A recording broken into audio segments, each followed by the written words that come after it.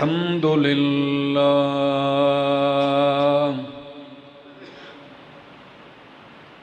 الحمد لله رب العالمين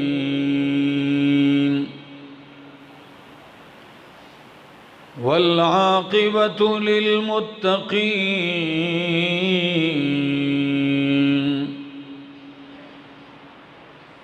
والصلاة والسلام على أشرف الأنبياء وإمام المرسلين وعلى آله وأصحابه أجمعين أما بعد فأعوذ بالله من الشيطان الرجيم بسم الله الرحمن الرحيم إن إبراهيم كان أمة قانتا لله حنيفا ولم يك من المشركين شاكرا لأنعمه اجتباه وهداه إلى صراط مستقيم وآتيناه في الدنيا حسنة وإنه في الآخرة لمن الصالحين ثم أوحينا إليك أن اتبع ملة إبراهيم حنيفا وما كان من المشركين سبحان ربك رب العزة عما يصفون وسلام على المرسلين والحمد لله رب العالمین۔ انتہائی قابل عزت، قابل احترام، ذی قدر بزرگوں، بھائیوں، عزیزوں، نوجوان ساتھیوں، السلام علیکم۔ دعا اور التجا ہے دربار الہی کے اندر کہ اللہ مجھے حق سچ کہہ سکنے، سمجھا سکنے کی توفیق نصیب فرمائے، اور بعد ازاں مجھے اور آپ سب کو عمل کی بھی توفیق نصیب فرمائے۔ قرآن مقدس کے اندر اللہ رب العزت نے بہت سارے انبیاء کا تذکرہ کیا ہے،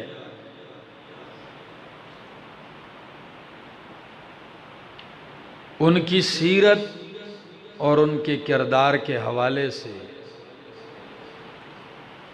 لیکن انبیاء میں جد الانبیاء ابراہیم خلیل اللہ علیہ السلام کا تذکرہ قرآن کریم میں 25 سورتوں کے اندر آپ کا نام نامی اسم گرامی اللہ نے 63 مرتبہ ذکر کیا ہے۔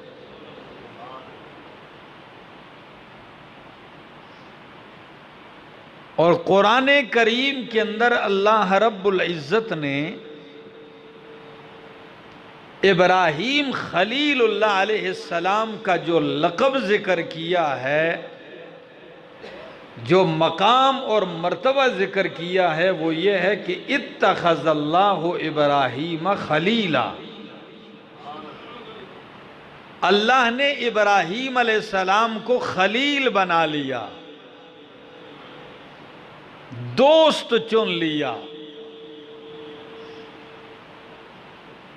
اہل عرب، لغت عرب والے عام بولی میں خلیل اس شخص کو کہا جاتا ہے جو آپ کے دل میں آ جائے اس کی محبت تو اس کے سوا باقی نہ رہے کچھ بھی، وہی رہے۔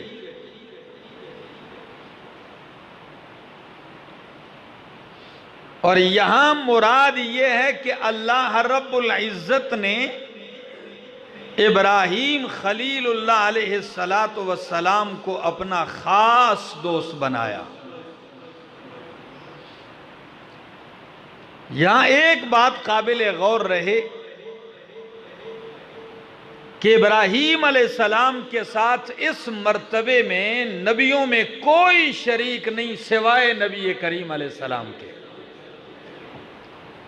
کہ صحیح بخاری کے اندر حدیث ہے، نبی علیہ السلام نے اپنی وفات سے 5 دن پہلے فرمایا کہ میں تمام قسم کی دوستیوں سے بری ہوں، اس لیے کہ اللہ نے مجھے اپنا خلیل چن لیا جس طرح اللہ نے ابراہیم علیہ السلام کو خلیل چنا ہے۔ تو علامہ ابن قیم رحمہ اللہ فرماتے ہیں کہ ابراہیم علیہ السلام اور نبی کریم علیہ السلام یہ دونوں اللہ کے کیا ہیں؟ خلیل ہیں۔ لیکن آج کے اس مختصر سے وقت میں آپ کے سامنے ابراہیم علیہ السلام کے چند اوصاف ذکر کروں گا، جس سے آپ کو اندازہ لگے گا کہ اللہ نے ان کو خلیل بنایا تو واقعی یہ خلیل بننے کے لائق تھے۔ کون سے اوصاف تھے ابراہیم علیہ السلام کے پاس؟ میرے سامنے 14واں پارہ ہے، سورت کا نام سورت النحل ہے، آیت نمبر 120 ہے۔ اوصاف سنیے خلیل اللہ علیہ السلام کے، فرمایا ان ابراہیم کان امتا قانتا للہ حنیفا ان ابراہیم بے شک ابراہیم کان امتا تھے امت، ان ابراہیم کان امتا بے شک تھے ابراہیم جماعت، ان ابراہیم کان امتا یقیناً تھے ابراہیم علیہ السلام معلم خیر، خیر کی تعلیم دینے والے، قانتا للہ اللہ کے فرما بردار، مطیع اطاعت گزار، حنیفا ہر طرف سے کٹ کر اللہ کی طرف جھکنے والے، وَلَمْ يَكُ مِنَ الْمُشْرِكِينَ اور نہیں تھے وہ مشرکین میں سے، شَاكِرًا لِأَنُومِهِ شکر ادا کرنے والے تھے اللہ کی نعمتوں کے، اجتباہ وہداہ الی صراط مستقیم۔ ہری پور والو، ان آیات کے اندر اللہ نے اپنے خلیل کی 5 صفات ذکر کی ہیں۔ کتنی صفات؟ پہلی صفت ابراہیم خلیل اللہ کی کہ کان امتن، میرا خلیل امت تھے۔ کیا تھے؟ کان امتن، یہ لفظ توجہ طلب ہے۔ امتن کا معنی بعض مفسرین نے یوں کیا ہے، الرجل الجامع لخصال الخیر، وہ آدمی جو خیر کی تمام خصلتیں اپنے اندر جمع کرنے والا ہو، یعنی اتنی صفات والا بندہ، اتنی اچھی خصلتوں والا بندہ کہ اکیلا بندہ پوری جماعت کے قائم مقام ہو جائے، اکیلا بندہ پوری جماعت کے قائم مقام ہو جائے، اللہ فرماتے ہیں میرا خلیل ابراہیم تنہا پوری جماعت کے قائم مقام تھا۔ ایک معنی۔ دوسرا معنی امتن، حضرت عبداللہ ابن عباس رضی اللہ تعالیٰ عنہ امت کا معنی کرتے ہیں کہ خلیل اللہ علیہ السلام کے زمانے میں ابراہیم خلیل اللہ کے مقابلے میں بادشاہ سمیت ساری دنیا کافر تھی۔ سارے لوگ کیا تھے؟ کافر تھے، منکر تھے، مشرک اور بے دین تھے۔ جب خلیل اللہ اکیلے، باقی سارے لوگ کافر تھے، تو سارے کافروں کے مقابلے میں فرمایا اکیلا ابراہیم ہی امت کے قائم مقام تھا۔ اکیلا ابراہیم پوری امت کے قائم مقام تھا۔ ان ابراہیم کان امتن، یقیناً ابراہیم امت تھے۔ اور حضرت عبداللہ ابن مسعود رضی اللہ تعالیٰ عنہ، تفسیر البسیط امام واحدی کی تفسیر ہے، وہ معنی کرتے ہیں امتن کا کہ ابراہیم علیہ السلام معلم الخیر، کانا معلما للخیر، ابراہیم خلیل اللہ خیر کے معلم تھے۔ پہلی صفت یہ کہ وہ خیر کے کیا تھے؟ معلم تھے۔ اور علامہ ابن کثیر رحمہ اللہ اپنی تفسیر ابن کثیر میں اس معنی کو بھی ذکر کرتے ہیں کہ کانا ابراہیم، ان ابراہیم کانا امتن اے امامن و قدوتن، کہ میرا ابراہیم لوگوں کا پیشوا تھا، قدوتن لوگوں کے قابل اقتداء تھا کہ لوگ اس کی اقتداء کریں، پیشوا تھا۔ یہ ایک صفت ہے۔ دوسری صفت قانتا للہ حنیفا، قانتا، دوسری صفت ہری پور والو، خلیل اللہ قانتا، اللہ کے فرما بردار تھے۔ کیا تھے؟ اللہ کے فرما بردار تھے۔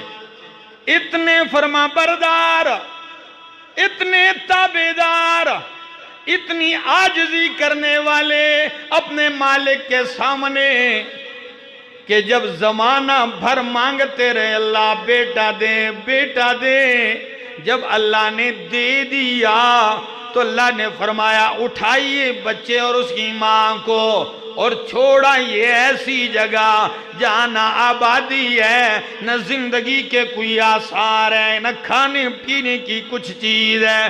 تابعدار اتنے کہ ایک لمحہ پوچھا بھی نہیں کہ اللہ آج تک مانگتا رہا، آج ایسے ویرانے میں چھوڑنے کا حکم کیوں دیا جا رہا ہے؟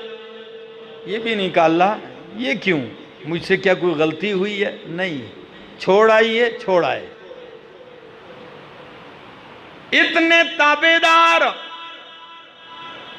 جب بچہ چلنے کے قابل ہے، باپ کا ہاتھ بٹانے کے قابل ہو گیا، فرمایا میرا خلیل اسی بچے کو میدان منا میں لٹا کے اس کی گردن پہ چھری چلا کے ذبح کر دے۔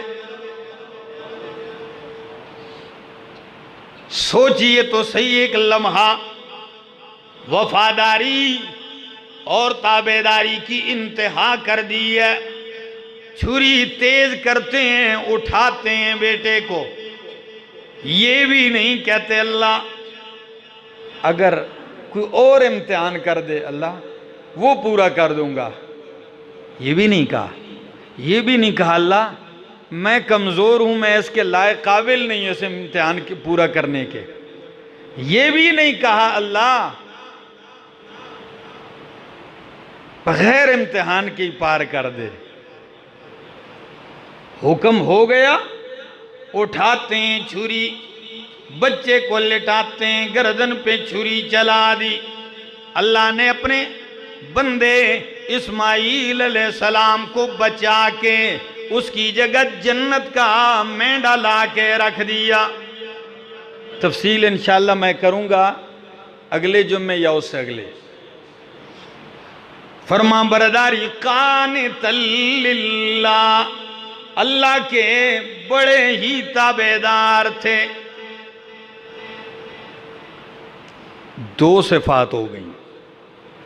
تیسری صفت ابراہیم علیہ السلام کی حنیفہ، حنیف تھے۔ کیا تھے؟ حنیف۔ یہ لفظ یاد رکھ لیجئے، حنیفہ، حنیف تھے۔ حنیف لغت عربی میں کسے کہتے ہیں؟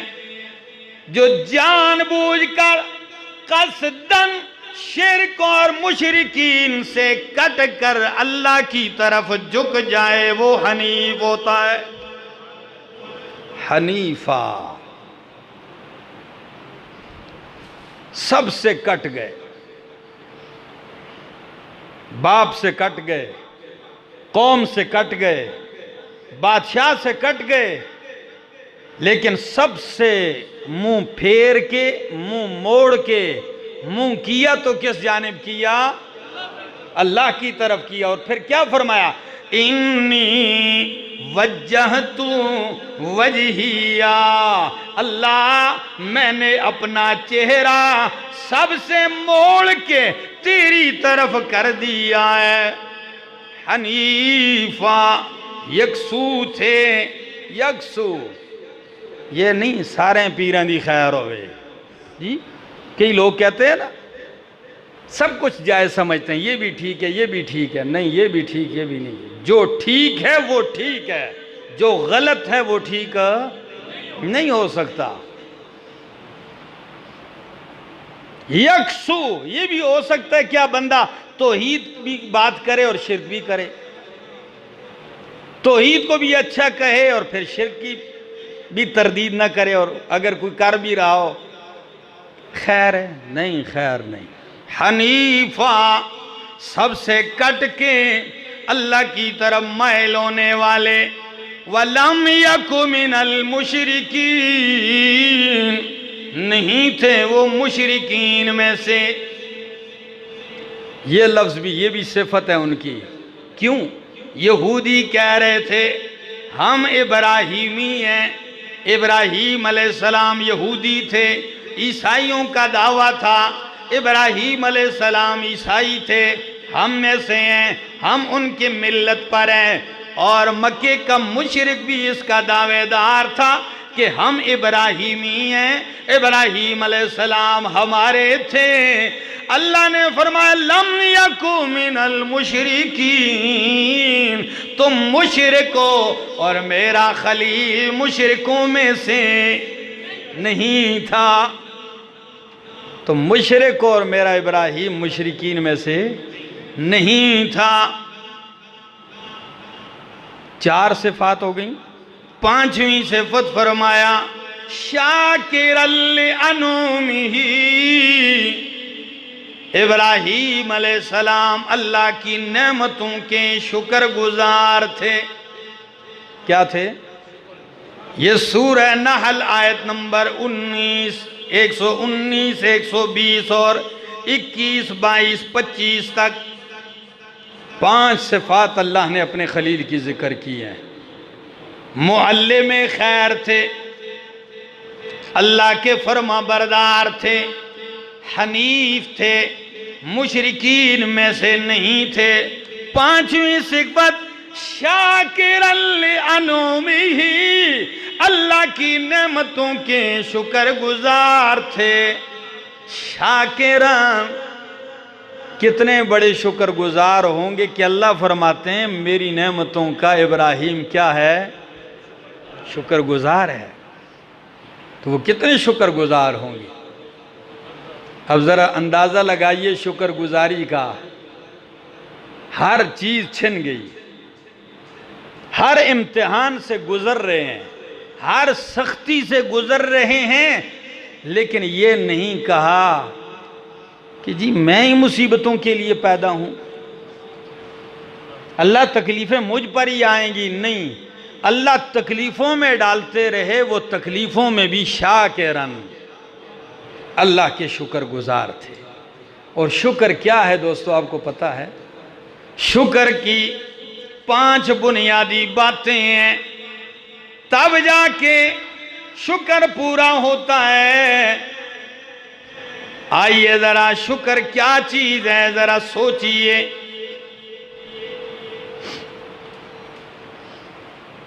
الشکر مبنی علی 5 قواعد، 5 قاعدے ہیں شکر کے، تب بندہ شاکر ہوتا ہے۔ شکر کی حقیقت سمجھیے، خضوع الشاکر للمشکور، جو آپ پہ احسان کرے، جو نعمت کرے، تو شاکر اس کے سامنے آ کر نہ دکھائے، عاجزی دکھائے۔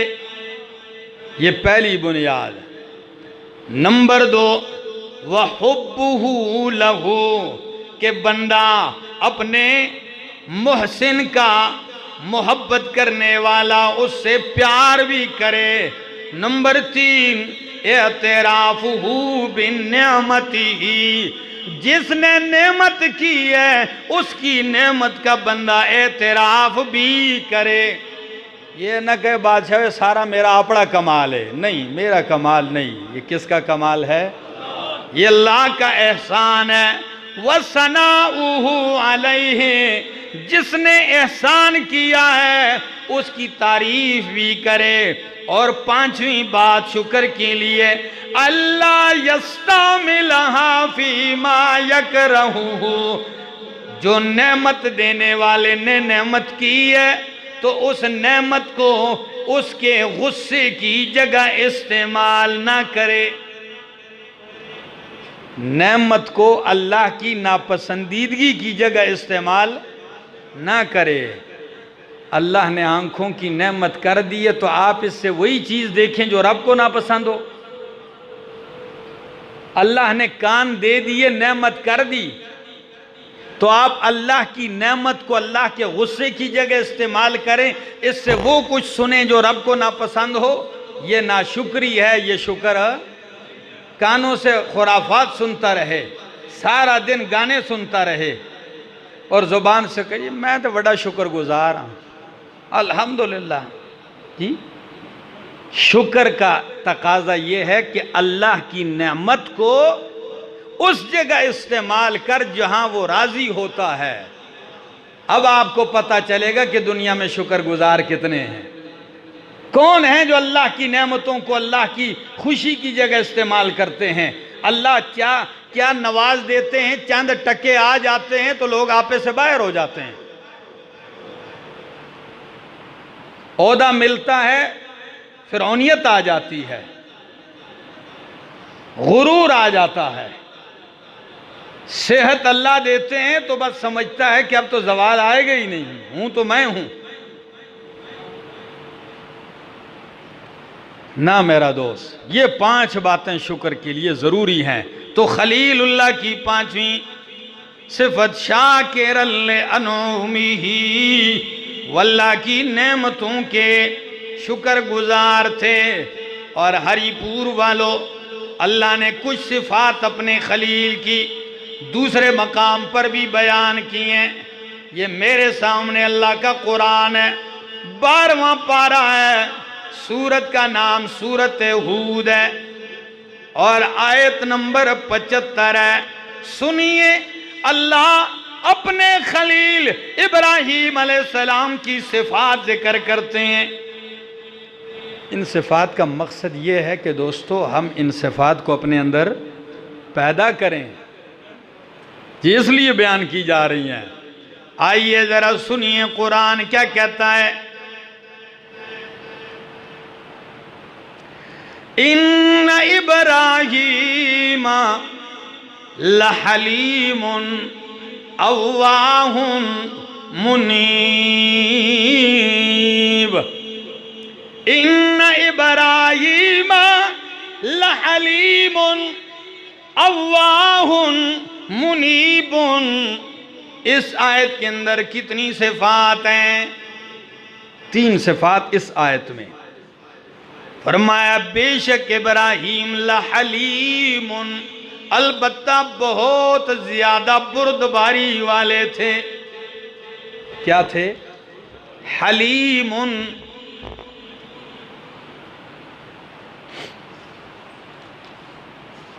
بردبار تھے. تحمل مزاجی تھی. سنیے ذرا کہ تحمل کیا ہوتا ہے، حلم کیا ہے.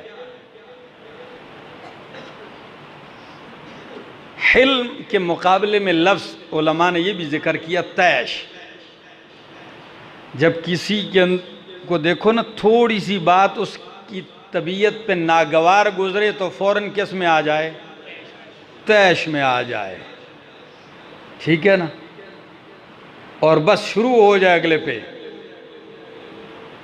معمولی سی بات بھی گوارا نہ کرے اور فوراً انگارہ بنے، جی لال ٹماٹر بن جائے. نہیں، ایسا نہیں. سنیے، قربان جاؤں، حضرت عمر رضی اللہ تعالیٰ عنہ فرماتے ہیں، کہتے ہیں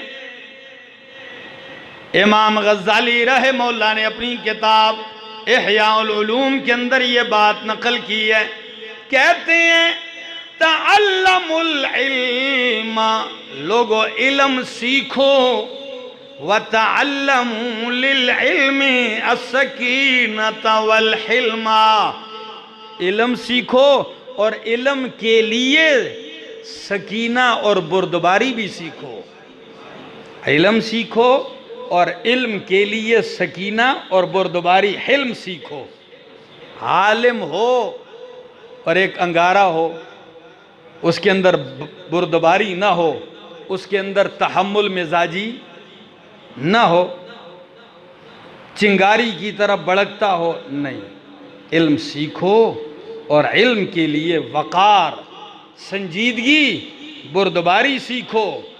اور اسی طرح قربان جاؤں، حضرت علی ابن ابی طالب رضی اللہ تعالیٰ عنہ فاتح خیبر داماد پیغمبر کیا فرماتے ہیں؟ لیس الخیر ان یکثر مالک وولدک. کتنی عظیم سوچ رکھنے والے ہیں. کہتے ہیں لوگوں، یہ کوئی خیر نہیں ہے کہ تیرا مال زیادہ ہو جائے، بچے زیادہ ہو جائیں، مال زیادہ ہو جائے، اولاد زیادہ ہو جائے. کہتے ہیں یہ کوئی بلائی پھر کیا ہے؟ لیکن الخیر، بلائی، بہتری، خوبی یہ ہے ان یکثر علمک ویعظم حلمک، کہ تیرا علم زیادہ ہو جائے اور علم کے ساتھ تیری بردباری بڑھ جائے. علم ہو وافر اور تیرے اندر کیا آ جائے؟ بردباری آ جائے. تو اللہ فرماتے ہیں میرا ابراہیم لحلیم، بردبار ہے. کیوں بردبار نہ کہا جائے کہ باپ تو کہتا ہے لَأَرْجُمَنَّكَ، کیا کہا؟ لَأَرْجُمَنَّكَ، سنسار کر دوں گا، پتھر مار مار کے تجھے ہلاک کر دوں گا، سنسار کر دوں گا. وَهْجُرْنِي مَلِيًّا، میرے گھر سے نکل جا.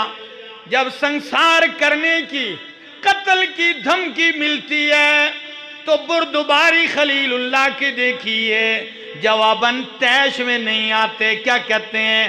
قال سلام علیک ساستغفر لک ربی. بابا جان سلام علیکم، میں اب بھی سلامتی کی بات کروں گا اور رب سے تیرے لیے ہدایت اور بخشش کی دعا مانگوں گا. یہ بردباری نہیں تو اور کیا ہے؟ اللہ.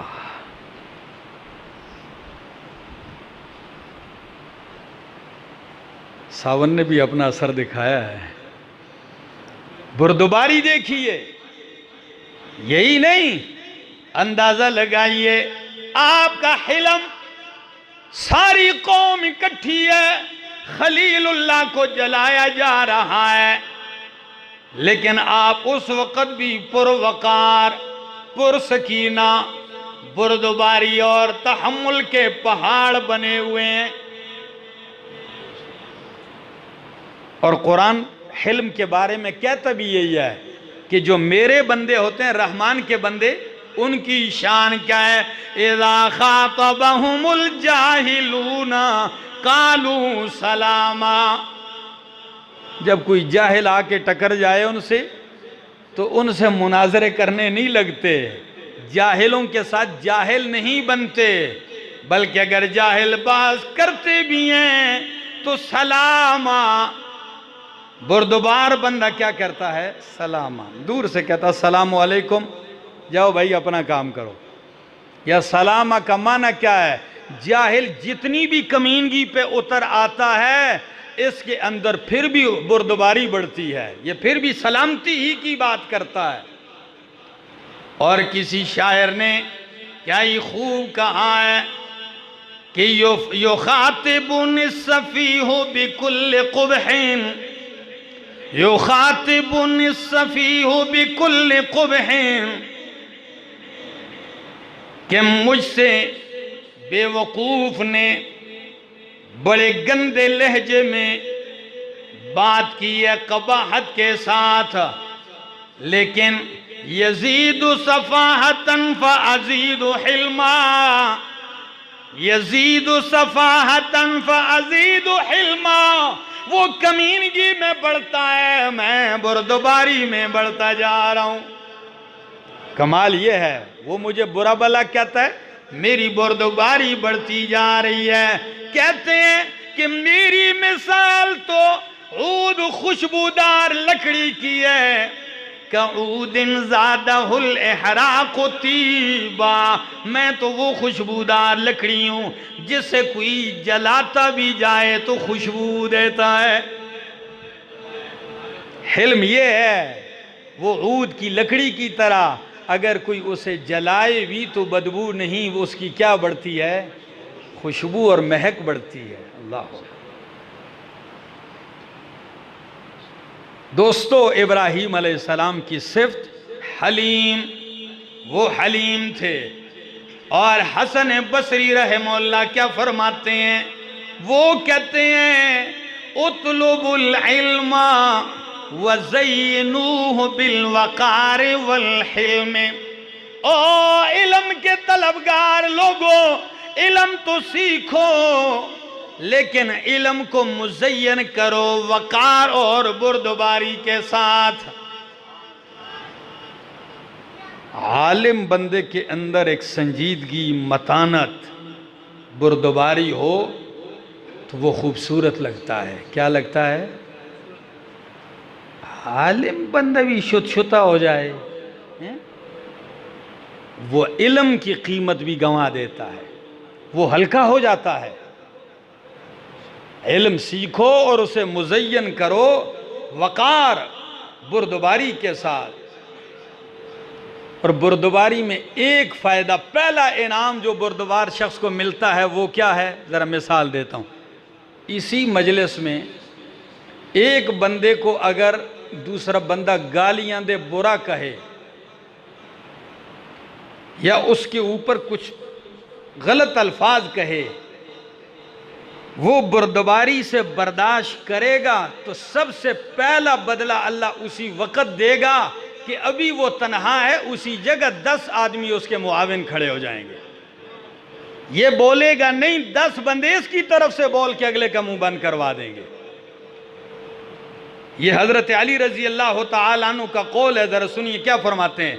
कहते हैं इन्ना अव्वल मा अव्वज़ल हलीम मिन हिल्मिही, कि अल्लाह हलीम को उसके हिल्म के बदले में पहली चीज जो देते हैं वो ये है कि अन्नन्नासा کلہم آوانہ عن الجاہل، جاہل کے مقابلے میں سارے لوگ اس کے معاون بن جاتے ہیں۔ شریف آدمی کے لیے لوگ کھڑے ہو جاتے ہیں، وہ چپ ہی رہے، جو کچھ اس سے کہنا ہوتا ہے مقابلے میں اگر وہ اپنی زبان بند کر دے تو اس کے مقابلے میں 10 اور بول جاتے ہیں اور اللہ اس کا دفاع کر دیتے ہیں۔ اللہ اکبر۔ تو حلم، اور حضرت عامر الشعبی فرماتے ہیں زین العلم حلم اہلہ، علم کی خوبصورتی یہ ہے کہ علم والے بردبار ہو جائیں، علم کی خوبصورتی ہے یہ۔ تو ابراہیم علیہ السلام کی صفت ان ابراہیم لحلیم، بردبار تھے۔ اللہ ہمارے اندر بھی بردباری پیدا کرے۔ تحمل مزاجی بہت بڑی چیز ہے۔ اور دوسری صفت اواہن، اللہ فرماتے ہیں میرا ابراہیم اواہن، اواہ تھے، آہ کرنے والے۔ لغوی معنی اواہ کا کیا ہے؟ آہ۔ جیسے کوئی بندہ پریشان ہوتا ہے تو کہتا ہے ہائے ہائے، ٹھیک ہے۔ یہ وہ کلمہ ہے جو دل کے درد، دل کے حزن، دل کے غم پہ دلالت کرتا ہے، جس کی ادائیگی زبان سے ہوتی ہے۔ تو یہاں اواہن کیوں کہا ذرا سنیے، ان ابراہیم لحلیم اواہ، یہی آیت ہے۔ اس سے پہلی آیت میں لفظ یہ فرشتے آئے تھے ابراہیم علیہ السلام کے پاس، تو ابراہیم علیہ السلام نے فرشتوں سے پوچھا آپ کہاں جا رہے ہیں، کس مقصد کے لیے آئے؟ فرشتوں نے کہا ہم لوط علیہ السلام کی قوم کو نیست و نابود کرنے آئے ہیں، ان کی بستی کو پلٹنے آئے ہیں۔ تو خلیل اللہ کے دل میں کتنی ہمدردی ہے انسانیت کی کہ قرآن کہتا ہے یجادلنا فی قوم لوط، ابراہیم علیہ السلام میرے فرشتوں سے جھگڑ پڑے۔ لفظ پہ توجہ دیجیے، یجادلو، مجادلہ کس کو کہتے ہیں؟ لڑائی کو۔ یعنی خلیل اللہ اس قوم کے بچانے اور عذاب کے ٹالنے کے لیے فرشتوں سے جھگڑ پڑے کہ موقع ملنا چاہیے، یعنی حتی الامکان کوشش کی ہے کہ یہ قوم عذاب الہی سے کیا ہو جائے، بچ جائے۔ یہ ہے لأواہن، حد درجہ غمخاری، ہمدردی کرنے والے، اواہن۔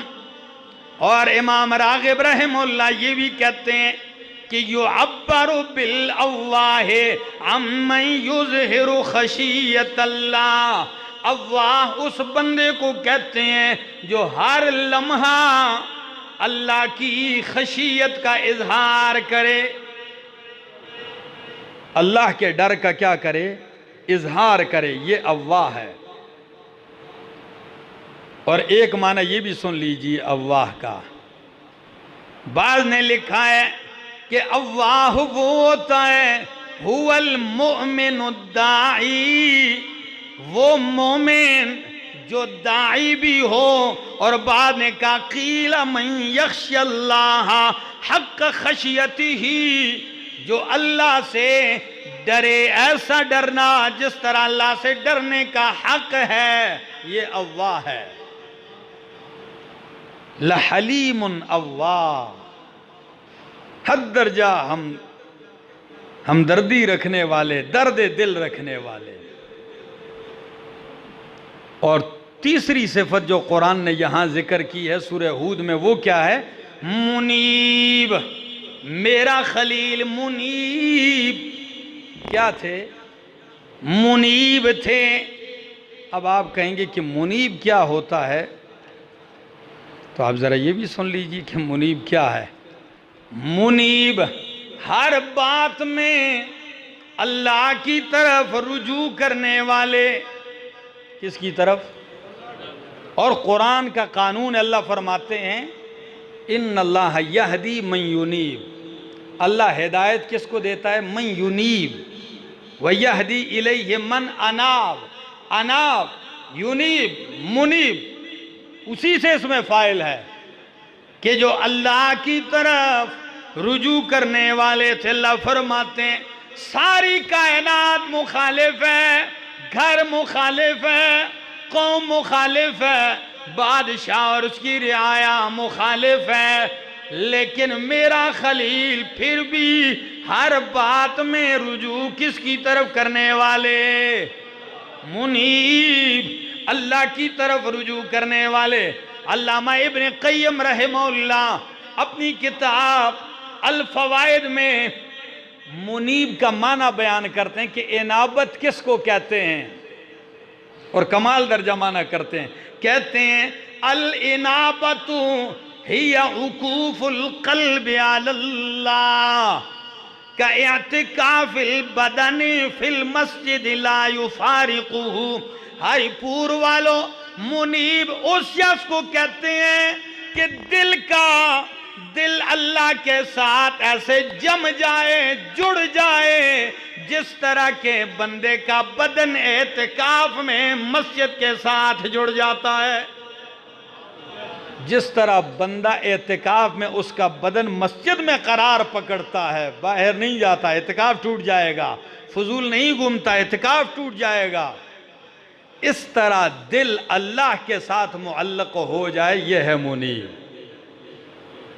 تو اللہ فرماتے ہیں ابراہیم خلیل اللہ نے اپنا دل اللہ کے ساتھ جوڑا ہوا تھا، اللہ کی طرف مائل کیا ہوا تھا۔ اور دوسری کتاب ہے علامہ ابن قیم رحمہ اللہ کی مدارج السالکین، یہ 3 جلدوں میں کتاب لکھی ہے صرف اور صرف ایاک نعبد و ایاک نستعین پہ۔ اس میں وہ کہتے ہیں کہ انابت کس کو کہتے ہیں، جہاں قرآن کہتا ہے کہ اواہم منیب، ابراہیم منیب تھے، تو کہتے ہیں الانابت الاسراع الى مرضات اللہ مع الرجوع الیہ فی کل وقت و اخلاص العمل لہ۔ انابت کہتے ہیں کہ بندہ رب کی رضا جوئی میں بہت جلدی کرے، رب کی رضا جوئی میں بندہ کیا کرے؟ جلدی کرے، اور اللہ کی طرف پلٹے، ہر معاملے میں اللہ کی طرف پلٹے، فی کل وقت، اور عمل خالص اللہ کے لیے کرے۔ اور بعض علماء کہتے ہیں کہ منیب کہتے ہیں اخراج القلب من ظلمات الشبہات، دل کو شبہات سے نکال کر رب کے فیصلوں پہ یہ مطمئن کر دینے کا نام ہے انابت۔ نکالیے، دل کہیں اور بھی جا رہا، اسے واپس پلٹائیے، اللہ کی طرف رجوع کیجئے۔ اور بعض نے انابت کا معنی کیا ہے الرجوع من الکل الی من ہو من لہ الکل، کل سے بندہ منہ موڑ لے اس کی طرف جس کا کل ہے۔ اس جملے کو سمجھے ہیں؟ کل سے منہ موڑیے اس ذات کی طرف جس کا، تو کل کا کل کس کا ہے؟ کل سے منہ موڑو کس کی طرف؟ اس کی طرف جس کا کل ہے، سب کچھ اسی کا ہے، اس کی طرف منہ موڑو، یہ انابت ہے، یہ ہے۔ تو فرمایا اواہم منیب، ابراہیم آہیں ہمدرد تھے، منیب اللہ کی طرف رجوع کرنے والے تھے۔ ہم اور آپ کا کیا عالم ہے؟ ہم پریشانی میں کیا اللہ کی طرف رجوع کرتے ہیں؟ میرا ایک دوست تھا، ہر وقت بیٹھ کے جب گفتگو کرتے توحید تو ایسی چیز ہے نا، توحید تو یہ ہے، توحید تو یہ ہے۔ ایک دن اس کی 2 بھینسیں گم ہو گئیں۔ جب 2 بھینسیں گم ہوئی اس کی، کئی دن نظر نہیں آیا، کہتے جی مولانا صاحب مجھ پہ تو پریشانی آئی تھی۔ میں نے کہا کیا پریشانی آئی؟ کہنے لگے بھینس گم، 2 بھینسیں گم ہو گئی تھی۔ میں نے کہا پھر؟ کہنے لگے کبھی ادھر جائیں کبھی ادھر جائیں کبھی ادھر۔ میں نے کہا پھر کیا کیا، کیا کرتے رہے؟ تو آخر میں کہتا ہے تسی خفا ہی ہو سو۔ میں نے کہا میں کیوں خفا ہوں گا، بات کیا ہے؟ کہتے ہیں پھر کسی نے بتایا کہ فلاں جگہ ایک بندہ ہے، ایک تعویذگار بیٹھا ہے، وہ ناخن میں بتاتا ہے کہ یہ کسی کی چوری کی ہے تو کس نے کی ہے۔ تو میں نے کہا پھر کیا ہوا؟ کہتے ہیں دل نہ چاہتے ہوئے بھی وہاں گئے۔ میں نے کہا پھر؟ کہتے ہیں اس نے ناخن پہ کوئی سیاہی لگائی، کسی بچے کو بلایا اور کہتا ہے بچہ اس ناخن میں دیکھو کیا ہے۔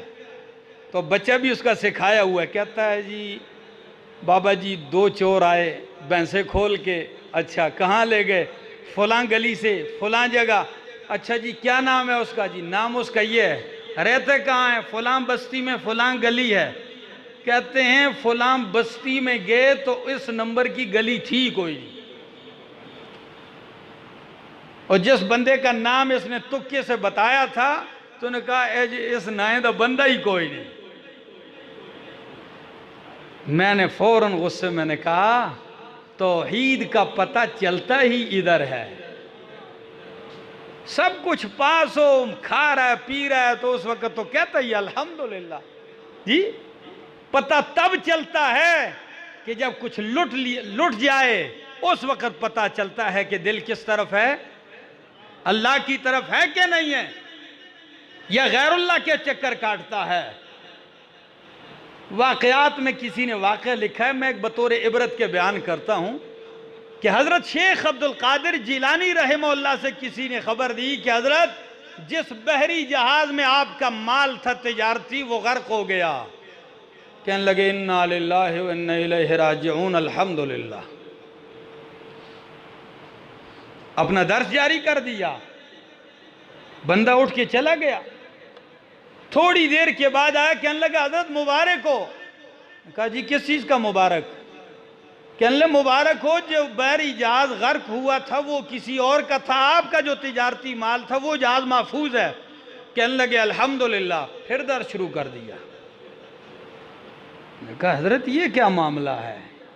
جب خبر آئی غرق ہو گیا پھر بھی الحمدللہ، اور جب کہا بچ گیا تو پھر بھی الحمدللہ۔ کہنے لگے جب آپ نے کہا کہ تجارتی مال غرق ہو گیا، میں نے دل میں جھانک کے دیکھا کہ میرا دل کیا کہتا ہے، تو میرا دل اس وقت بھی اللہ کی طرف مائل تھا، وہاں سے نہیں پلٹا تھا۔ اور جب تو نے پھر لا کے خبر دی کہ مبارک ہو مال بچ گیا، میں نے پھر دل کی طرف دیکھا تو دل پھر بھی مال کی طرف نہیں اللہ کی طرف ہی تھا۔ تو میں نے پھر کہا الحمدللہ۔ میں نے مال پہ الحمدللہ نہیں کہا، میں نے دل کے اس اطمینان پہ الحمدللہ کہا ہے کہ کوئی آئے یا جائے دل کس کی طرف۔ ہاں پنجابی میں کہتے ہیں ہتھ کارول تے دل یارول۔ دوستو بندہ کرے کچھ بھی دل کس کی طرف ہو، اللہ کی طرف، یہ ہے منیب۔ تو فرمایا ابراہیم علیہ السلام پوری دنیا میں کتنا اتار و چڑھاؤ، قتل کی سازش، مارا جا رہا ہے، مخالفت ہو رہی، جلایا جا رہا ہے، لیکن دل پھر بھی کس کی طرف؟ اللہ ہی کی طرف مائل ہے۔ اور باقی تفصیل انشاءاللہ اگلے جمعے۔ اللہ سے دعا ہے اللہ عمل کی توفیق عطا فرمائے۔